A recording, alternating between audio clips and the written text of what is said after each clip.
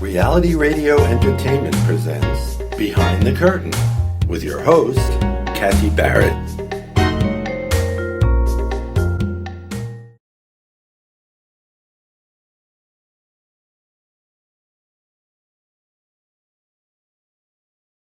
What do you believe? Let's summarize for people. What do you believe we must do to end white supremacy and for multiracial democracy to finally triumph?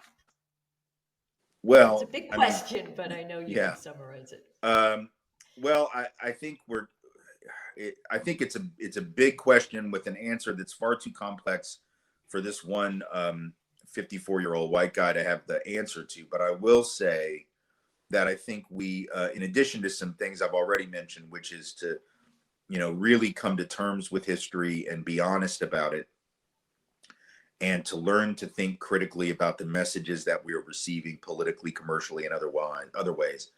I think we really are going to have to, at a cultural level and a policy level, have a shift. The cultural level, which is a longer term project, I guess, is we're going to really have to be willing to challenge some of the most fundamental, elemental aspects of our culture and our cultural narrative. And it's very hard to do. And this is why I say it's a long term project, because the thing that I'm convinced more than anything keeps white supremacy in place, both ideologically at some level, sometimes it's conscious, a lot of times it's subconscious, but certainly institutionally and structurally, is this sort of underlying story that we tell about America. And that is this idea that, in America, anyone can make it if they try hard. And so if you didn't make it, you just need to try harder. Everything is on you. Wherever you end up is about you.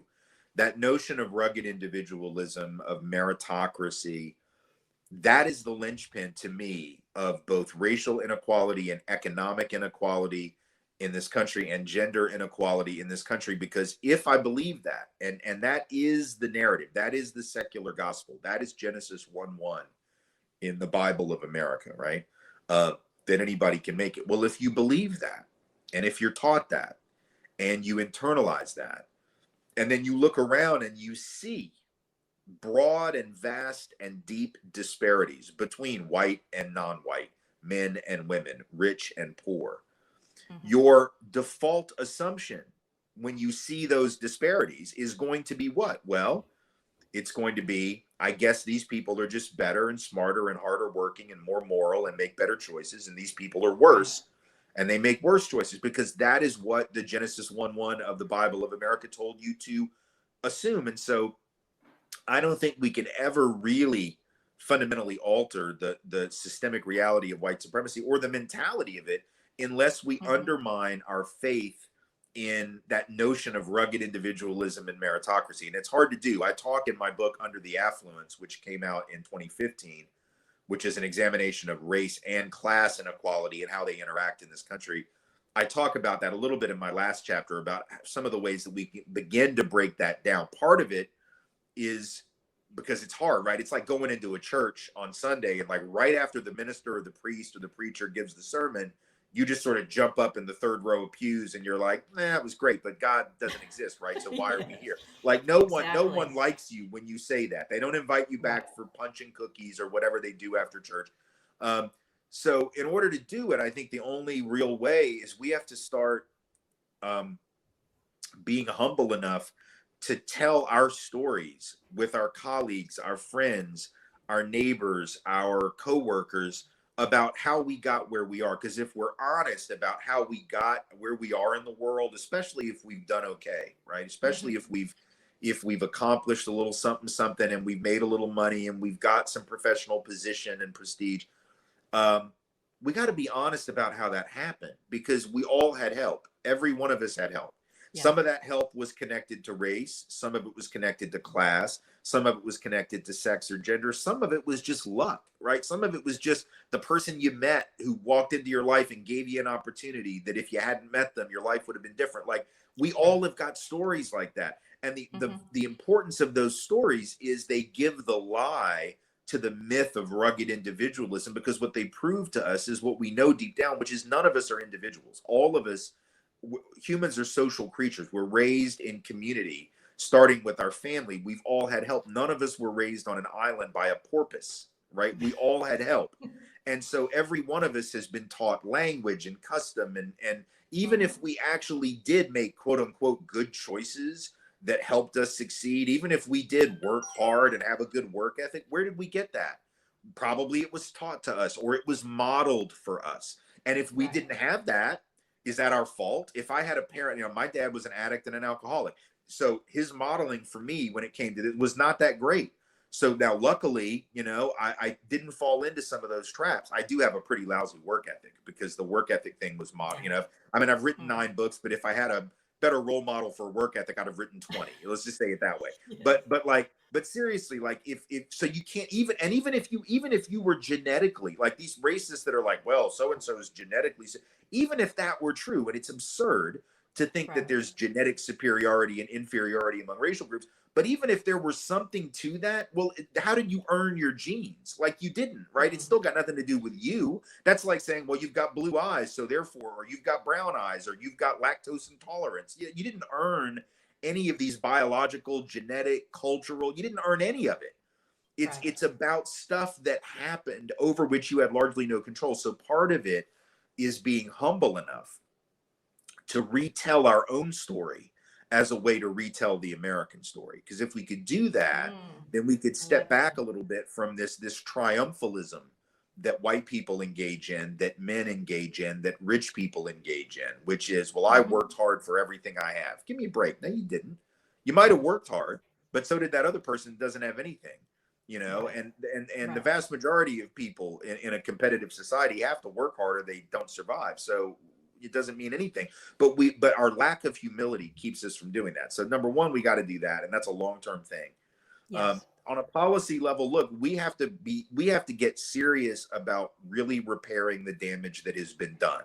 Now, I don't know what that looks like. I'm not enough of a policy expert or economist to know what it looks like, but I know there's got to be some systemic reparation that is made to the victims of white supremacy, and particularly those who were descended from persons who were enslaved on this continent, as well as Mhm. I think for indigenous people whose land was stolen, like real reparations, not like, oh, here's some land, have a casino, good day, No, but I like agree with real you. repair. Yep. Now, what does that look like? I don't know. Like I I don't know that's either. we got to have Mhm. that conversation. There are some models Yes. out there for it, some of which make sense to me, some of which don't. I know it makes white people very nervous whenever we talk about reparation Mhm. of any kind because we have this impression in our mind that it means that like every month on our Excel spreadsheet on our budget, we're going to have like a black people budget line. Like it's going to be the Mhm. water bill, the cable bill. Oh God, there's the black people bill. I don't think that's what anyone means. It's certainly not what I Right. mean. We talk Right. about reparation. We're talking about the collective effort by the government and by other private actors that benefited, because there are a lot of companies around today, insurance companies, banks, that descend directly from insurance companies and banks during the period of enslavement, Mhm. whose wealth has been dependent on white supremacy. Do I believe that the government and those private entities owe a debt? Absolutely. And I don't think there's a statute of limitations on it just because we Right. ran out the clock all these years and we didn't pay it. So now it's too late. That doesn't mean, Jim and Susie Miller in, Morristown, Tennessee have got to write a check to black people every month. It means that the government of the United States, which sanctioned and allowed and profited from the enslavement of human beings, has to do something collectively. It's not about individual checks to black people. It's about saying, what are we going to do systemically and collectively to put money back into those communities that would have been there anyway had it Right. not been stolen first, right? It's Yes. not giving what wasn't earned or owed, it's giving back what was taken, right? Mhm. Which is what we do. That's just a measure of justice. Now, is it complicated? Yes. Is it going to be very difficult to do? Absolutely. Is it likely to happen anytime soon? No. But that's the conversation we need to start having, at least setting the moral and ethical groundwork for something to be done. And what that is can be determined as we move forward, but we got to at least set the table with the ethical foundation. And I think that's what we could be doing right now.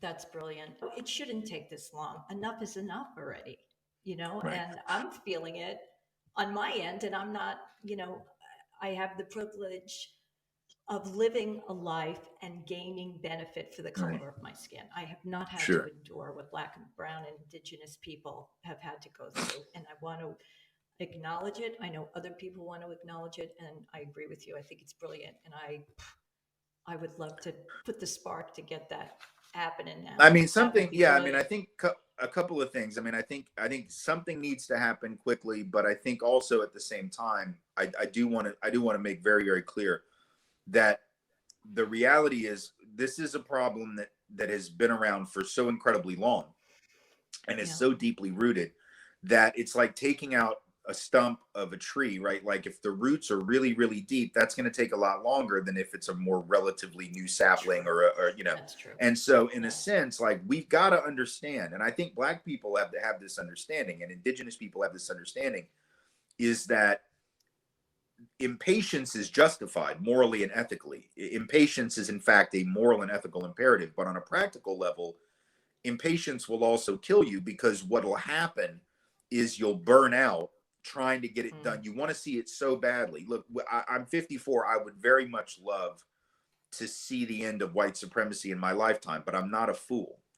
And I'm not going to bank on that. I'm not a gambling man, but if I were, I would not put all my money on the end of white supremacy by the time I die. Like that would be a fool's bet. I would love it to happen. And I also am smart enough to know it isn't going to. And I don't know any Black people who think it's going to happen in that time. I don't know any brown folks who think it's going to happen in that time. But you know what? They do the work anyway, because the way I look at it is, I don't know. And I'll be honest, Derek Bell, the father of or grandfather of critical race theory, talked about this in his book, Faces at the Bottom of the Well. He wrote, and he got a lot of pushback for it. Mostly from white folks, which was interesting because as a Black scholar, what he said, you'd think Black people would get discouraged by it, but it wasn't Black folks. He said that he said flat out in the book, like racism is in all likelihood a permanent feature of American society, never to be fully conquered. And I remember when the book came out in the mid 90s, early 90s, 93, I think, I was a couple years later, I was on the road speaking and a lot of students were reading the book for class. And they were so indignant. They just were, how can he be so pessimistic? That's just, he's giving up. I'm like, do you know him? Like, because I knew him. And Derek Bell was not giving up. He wrote eloquently about the fact that you have to challenge authority, whether you're going to win or lose. There's redemption in the struggle. And that was the history of the Black freedom movement to him. He said, look, the redemption is not in the winning. You want to win, but that's not where redemption is. Redemption comes from the struggle. That's how you find your humanity. James Baldwin wrote about this. It's about becoming human by confronting the conundrum of life. It is about earning your death, Baldwin said, by confronting the conundrum of life. You earn your death by the way that you live. And so to me, it's always been more helpful to take that attitude. Like, do I want to see white supremacy? And well, of course. Do I think it can? Yes, I think it can. But I'm okay with what Derek Bell is saying, because let's say Derek Bell's right. Let's say that there is some God who next week decides, like, all right, I'm tired of playing around with these fools, and just decides to write in the clouds, like, guys, like, white supremacy is permanent because you guys have screwed it up, and I'm not intervening because it's up to you, and you can't do it. You're obviously incompetent. White supremacy is never going away. So good luck and God bless, or me bless or whatever. Like, I wish you well, but you're not going to do it. You're obviously awful people, and I shouldn't have even created you. Like, let's just say that there was evidence. We knew for a fact that it was never going to go away. What does that mean? Does that mean that we just are like, oh, well, this anti-racism thing had a good run, I'm going to go bowling now? Like, no, like you still do the work because the work redeems your humanity. What you're here for 80 years if you're lucky, 90 years if you're really lucky, 120 years if you're Kirk Douglas or whatever, but you have a certain amount of time on this earth. You might as well spend some significant portion of it doing the one thing that makes you human and the one thing that differentiates you from every other species on earth. What is that thing? Well, it's not that humans are necessarily smarter. I know we like to think that, but other species don't poison their own land base. We're the only one that does that. So maybe we're not that smart. We're not the only one that's altruistic. Other species have been shown and proven to act in altruistic ways, unself-interested ways. So it's not that. So what's the one thing? the only thing I can think of that really makes human beings different, unless you want to take it into like a religious and spiritual perspective, and I'm not taking it there. Yeah. But the only thing that makes us different is that we're the only species in the history of the world, to my knowledge, that is ever organized collectively for liberation, and not just our own liberation, but even the liberation of others. Like the animal rights movement had to be started by which animal? Us. Like the mink didn't do it themselves. Like, that's not a criticism of the mink or the bunnies or any other animal, but like humans did that. So if the one thing that makes you different is your ability to organize collectively for liberation, or organize for collective liberation, who are you not to do that? Yes. Like, who are you to say, yeah, the one thing that makes me different, I think I'm just going to take a pass on that. Like, no, that's the one thing. You had one job, right? And so to me, whether it's going to happen or not, I hope it does, sooner the better. But I think we will be healthier, and I think we will be more effective at doing the work if we take the attitude that, you know what, this may never change, but now what? I still got to do what I got to do, because that's what it is to be on this earth. That's what it is to earn my death. That's what it is to justify all the oxygen that I'm taking up right now, and that I've taken all the resources that I've used that maybe somebody else could have used better, right? I'm going to justify my time on this earth by the way that I decide to live. And once you take that attitude, so you don't get burned out, thinking, oh my God, nothing's changing. All right, it might never change, but so what? It's Wednesday. Get up and get back and do the thing, like. Yes. No. You're right about everything. What else can I say? Thank you so much for giving me you the bet. extra time, for being here. You It was bet. a pleasure to have you on my show. Absolutely. If you all go to the gobehindthecurtain.com, you will be able to listen to the show. There will be all links to Tim's website, Twitter. You have to watch him on YouTube. There's so many different talks that I found to be fascinating, educational, and they're wonderful to watch. I'm not the only one either. As you mentioned, there's several million people tapping into them. Your book, Dispatches from the Race War, masterpiece. I'm going to buy, I think I purchased 2 others, but I've yet to read them. But people should not only purchase these to read, but it's a great stocking stuffer, being that we're approaching the holidays.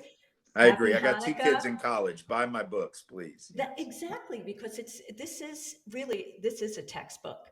This should be a textbook, in schools right now. I just want to end with one of your quotes, Tim, which is so beautiful. To accept racism is quintessentially American. To rebel against it is human. Be human. We have more than enough Americans already. Thank you for that. That says it all. Well, very happy holiday. And thank you again for everything you do in the world to make it better. Thank you for having me on. I appreciate it.